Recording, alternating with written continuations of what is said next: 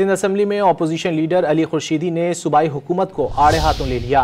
Red line बस मंसूबे पर शदीद तनकीद करते हुए कहा कि सिंध हुकूमत की मंसूबा मुकम्मल होने की तारीख झूठ पर मबनी है। कराची में प्रेस कॉन्फ्रेंस से खिताब में कहा कि डिस्ट्रिक्ट ईस्ट के रिहायशियों की जिंदगी सिंध हुकूमत ने अजाब बना दी।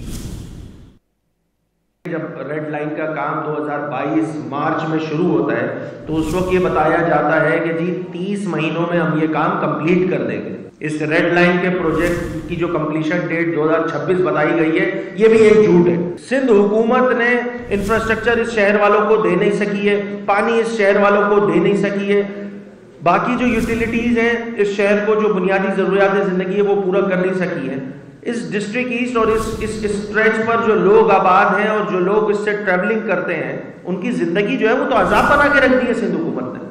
सिंध असम्बली में अपोजिशन लीडर अली खुर्शीदी ने सूबाई हुकूमत को आड़े हाथों ले लिया। रेड लाइन बस मंसूबे पर शदीद तनकीद करते हुए कहा कि सिंध हुकूमत की मंसूबा मुकम्मल होने की तारीख झूठ पर मबनी है। कराची में प्रेस कॉन्फ्रेंस से खिताब में कहा कि डिस्ट्रिक्ट ईस्ट के रिहायशियों की जिंदगी सिंध हुकूमत ने अजाब बना दी।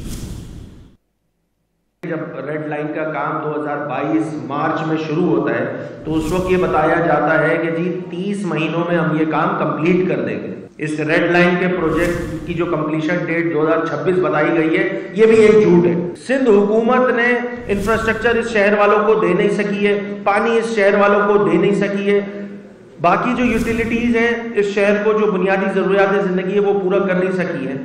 इस डिस्ट्रिक्ट ईस्ट और इस स्ट्रेच पर जो लोग आबाद हैं और जो लोग इससे ट्रैवलिंग करते हैं उनकी ज़िंदगी जो है वो तो अजाब बना के रख दी है सिंध हुकूमत ने।